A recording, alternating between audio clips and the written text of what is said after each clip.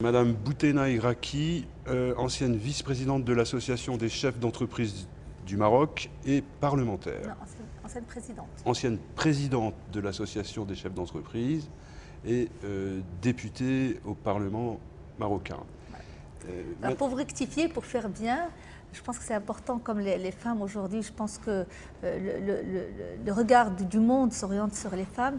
Je pense que je n'abuserai pas en disant le patronat des femmes. Et ce n'est pas trop dire aujourd'hui de dire qu'il y a un patronat des femmes au Maroc.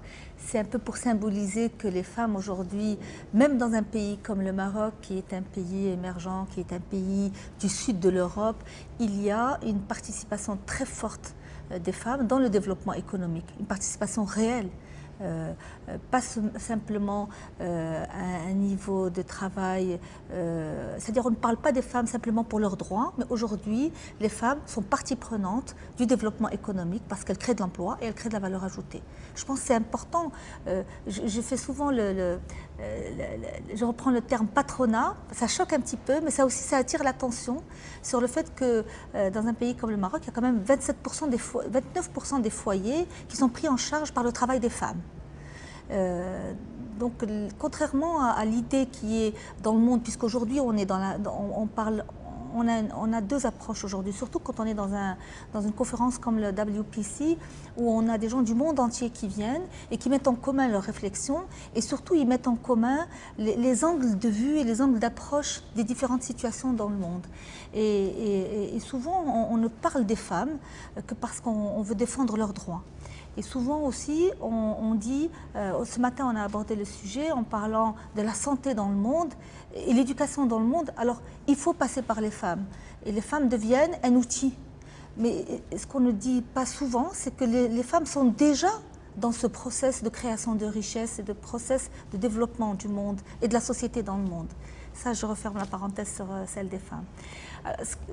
Je pense qu'il est important ici, juste entre ce qu'on a entendu hier et ce qu'on a entendu ce matin, c'est important de réaliser une chose qui est globale. On parle de gouvernance globale et on se rend compte dans tout ce qui a été dit. Il y a un fil conducteur que la gouvernance globale ne peut pas être un process construit du haut vers le bas. Parce que si on fait un constat aujourd'hui, on se rend compte qu'au niveau local, il y a du bon sens par l'observation de ce qui se fait, qui a conduit à des consensus. Et c'est l'ensemble de ces consensus au niveau local, dans tous les coins du monde, qui doivent donner lieu à une gouvernance mondiale. Et je pense qu'il est très important aujourd'hui d'inverser le flux de l'information. Et ça a été beaucoup dit, je pense, par la présence de M. Ban Ki-moon, que des messages souvent qui sont des messages du haut vers le bas, qui sont des messages de paix, des Nations Unies, etc., sont complètement en contradiction avec ce qui se passe localement. Et on ne peut pas avoir l'excuse d'être loin. Aujourd'hui, la mondialisation justement fait qu'avec Internet et avec les avions, etc., la proximité est une réalité. Et si on ne le voit pas, c'est qu'on ne veut pas la voir. Je pense que c'est ce qui a été le plus dégagé aujourd'hui des premières conférences qu'on a vues.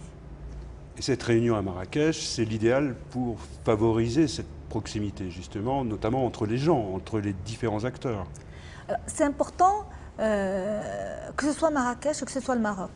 Je pense qu'aujourd'hui, il faut réaliser que le Maroc, c'est un pays arabe, musulman, africain de surcroît. Donc il est au centre de toutes les préoccupations et en même temps il est un modèle.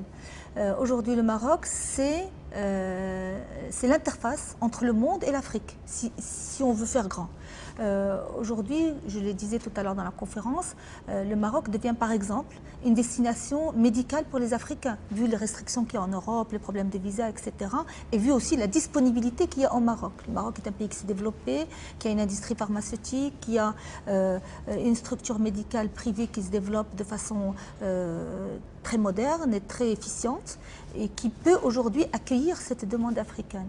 Le Maroc aujourd'hui, il s'organise en plateforme financière et devient une interface financière pour toutes les entreprises du sud de l'Afrique, du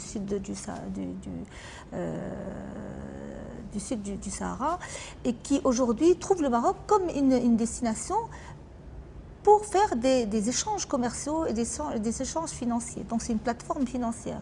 Aujourd'hui, le Maroc a signé énormément d'accords, aussi bien avec le FTA, avec les États-Unis. On a un accord avec l'Europe qui est assez important, un statut avancé qui est quand même très particulier. Et nous avons des accords avec tous les autres pays, la Turquie, l'Égypte, etc.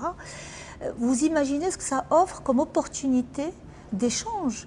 C'est vraiment une plaque tournante économique aujourd'hui. Aujourd'hui, le Maroc, en plus, c'est orienté vers toutes les énergies renouvelables parce qu'il a une position géographique qui le favorise. Il a du vent, il a de l'ensoleillement à volonté. Ce qui était au départ un boulet à ses pieds, qui est le désert, le manque d'eau, etc., est aujourd'hui devenu une opportunité. C'est une façon très intelligente de créer de nouvelles ressources et d'avoir un nouveau positionnement.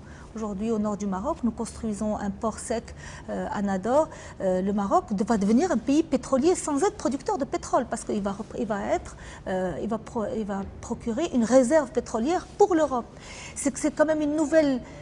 Et je pense qu'il faut y réfléchir de façon un peu philosophique, si on peut dire, parce que bon, les chiffres, on peut en aligner tant qu'on veut, mais si on voit ça d'une nouvelle façon, on voit voilà comment un pays qui n'a pas de pétrole, qui a une population qui était en cours d'alphabétisation, disons, on avait un retard en termes d'éducation, on n'a pas de pétrole, on a beaucoup d'immigration, etc. Comment il a pris tous ces inconvénients et toutes ces injustices naturelles et il les a transformés de façon intelligente pour devenir aujourd'hui un acteur économique dans le monde, pour devenir aujourd'hui un acteur du développement et un modèle de développement. Je pense que c'est important d'avoir cette vision sur le Maroc. Alors, que le Maroc abrite ce genre de conférence, qui est une conférence qui apporte une réflexion sur tout ce qui se passe dans le monde. En fait, l'intérêt de ce genre de conférence, c'est l'équilibre entre les riches et les pauvres. C'est qui est victime, qui est légitime pour donner telle réglementation, etc. C'est l'objectif aujourd'hui de ce genre de conférence. Eh bien, voir qu'aujourd'hui, ce n'est pas en donnant qu'on réduit la pauvreté, c'est en partageant, c'est en faisant preuve d'imagination pour trouver des idées nouvelles. Je pense que c'est extrêmement important que le Maroc soit un modèle aujourd'hui, qui puisse démontrer qu'il peut mettre ses femmes en avant pour travailler, démontrer que le fait d'être arabe et musulman et africain n'est pas un handicap et peut-être aussi une opportunité.